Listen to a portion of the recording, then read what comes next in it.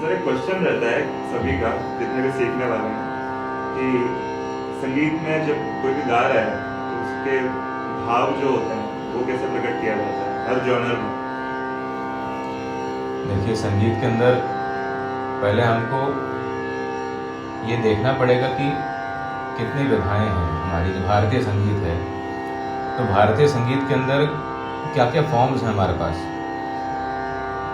तो फॉर्म्स है ना, मतलब कहने का ये है कि लोक संगीत, ठीक है ना, और हमारा अपना पारंपरिक शास्त्रीय संगीत तो खैर है ही। फिर उपशास्त्रीय के अंदर ठुमरी, दादरा, चैती, कजरी, टप्पा, होरी, झूला, सोहर, बन्ना बन्नी, जो सब पारंपरिक जो गीत हैं और कॉम्पोजिशंस हैं उनकी। और फिर ध्रुपद है, धमार है, फिर अन्य हमारी जो गायकी के प्रकार यानी गज़ल्स हो गए, या भजन के अंदर निर्गुण सगुण हुआ। हर एक का अपना एक कहने का ढंग है। तो सबसे पहले भाव को समझने के लिए मैं ये कहना चाहूँगा कि भाव समझने के लिए पहले उस जॉनर को समझना बहुत ज़रूरी है। कि लोक संगीत जैसे राजस्थान आप जाएंगे तो राजस्थान का लोक संगीत, उसकी खुशबू, उसकी धुन कुछ अलग कहती है। पंजाब जाएंगे तो उसकी धुन कुछ एक अलग है, मतलब उनका टोन अलग है। साउथ की साइड जाएंगे तो वो टोन अलग है, ईस्टर्न साइड जाएंगे टोन अलग है, ठीक है। यूपी साइड जाएंगे तो वो एक अलग कहने का तरीका, एक ढंग है। वो ढंग पहले हमको समझना होगा। फिर जो भाषाएं हैं, जो सौंदर्य है उनका, वो समझें। तो इसके बाद जो नेक्स्ट स्टेप हमारा आता है कि जब ये सब चीज़ें हमने समझ ली, अब समझना मतलब जानना, मतलब इसको सुनकर इसके एसेंस को फील करना कि कहना क्या चाह रहे हैं। और जो हमारा कमर्शियल म्यूज़िक है, बॉलीवुड म्यूज़िक, वो इस सभी का मिश्रण है, ठीक है। अब मिश्रण यानी पारंपरिक ढंग से अगर आप देखेंगे तो अगर आप शास्त्रीय संगीत में जाएंगे, पहले शास्त्रीय संगीत में आपको स्वर अभ्यास करना पड़ता है। तो स्वर अभ्यास में स्वर लगाव महत्वपूर्ण है। सबसे पहले स्वर अगर सच्चा लगेगा, सच्चा स्वर लगेगा तो स्वर का भाव पहले आएगा, और स्वर भाव अगर पहले आएगा तब उसमें शब्द आएंगे, ठीक है।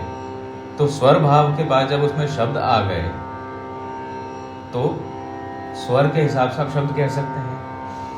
फिर कई बार ऐसा होता है कि शब्द हमारे पास है, उसके हिसाब से हम कुछ धुन बनाते हैं, कुछ कहते हैं, तो वो भी कैसे आ जाएगी। इस ओवरऑल प्रोसेस में आपको पहले सभी जॉनर्स का टोन समझना बहुत ज़रूरी है, वो कहना क्या चाह रहे हैं। सेकेंडली, जो आपके कॉम्पोजिशंस जो आपने पूछी, कॉम्पोजिशन के अंदर भाव कैसे आएंगे, तो वो कॉम्पोजिशन आपको देखना पड़ेगा कि जो शब्द दे रखे हैं वो शब्द कहना क्या चाह रहे हैं। वो शब्द क्या वो एक लोक संगीत को दर्शाते हैं, वो एक कविता है, एक गज़ल है, या फिर कोई भक्ति मार्ग की कॉम्पोजिशन है, या कोई शास्त्रीय परंपरागत कोई कॉम्पोजिशन है। क्या कहना क्या चाह रही है वो कॉम्पोजिशन, ठीक है ना। उसके शब्द क्या कहना चाह रहे हैं, उसके शब्द का अर्थ क्या है। उस शब्द का अर्थ जब हमको समझ में आएगा, उस शब्द के अर्थ के हिसाब से, उसके शब्द के अर्थ के रूप से आप उसमें कभी कभी धुन भी बन जाती है। सपोज सामान्य व्यक्ति जब आप बात करते हैं तो हम बात करते समय आपसे बोलेंगे कि आइए बैठिए। तो आइए बैठिए मतलब ये सामान्य है कि आइए, किसी को आपने वेलकम किया और बैठिए। फिर इसी का हल्का सा भाव बदल देंगे। जैसे आपकी कोई बात, आपने कोई गलती कर दी और आप उनको मनाना चाह रहे हैं, तो आइए बैठिए प्लीज़, एक बार मेरी सुनिए मेरी बात सुनिए, आइए बैठिए। तो ये भाव बदल गए, बात वही है। पहले हमने बोला आइए बैठिए, मिलके बात करते हैं। दूसरा भाव, आइए बैठिए थोड़ा बात करें। तो इसके अंदर एक रिक्वेस्ट आ गई पहले, और इससे पहले जो हमने बात करी उसके अंदर रिक्वेस्ट नहीं थी, वो एक जेस्चर था कि आइए बैठिए, आप आए हैं इतनी दूर से हमारे पास, आइए बैठिए।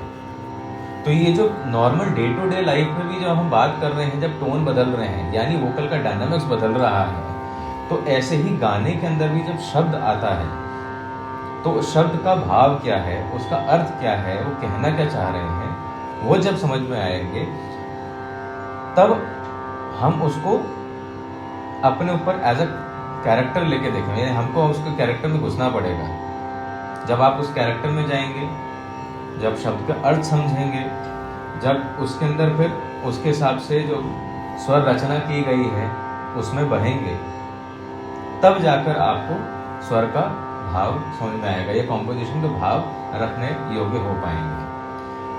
तो बहुत चीज़ें एक साथ जुड़ी होती हैं। Feel to develop a feel and a composition, आप शब्द का अर्थ भी समझेंगे, शब्द का छंद भी समझेंगे कॉम्पोजिशन का, आप स्वर की धुन भी समझेंगे, आपको अभ्यास करके, अपने वोकल का अभ्यास करके, अपने गाने का अभ्यास कर, चाहे गाने नहीं, इवन मेलोडी ऑल्सो, कोई धुन भी कंपोज हो रही है तो कहीं धुन लाउड करनी पड़ती है, कहीं आपको थोड़ा सटल रखनी पड़ती है। वोकल में भी जब आप गा रहे हैं तो आपको कभी अपने वॉइस को थोड़ा प्रोजेक्शन देना पड़ता है, या कई बार आपको उसको सॉफ्ट रखना पड़ता है बात करते समय। तो छोटे बच्चे से बात करेंगे, उससे अलग ढंग होगा बात करने का, किसी दोस्त से बात करें उससे अलग ढंग होगा बात करने का, किसी बड़े बुजुर्गों से आप बात करेंगे तो उनसे बात करने का ढंग अलग होगा। तो यही सामान्य तरीके से आपको शब्द भी समझने होते हैं किसी भी कॉम्पोजिशन के। जब ये प्रक्रिया आपकी पूरी हो जाए तो फील अपने आप उसके अंदर डेवलप हो जाती है।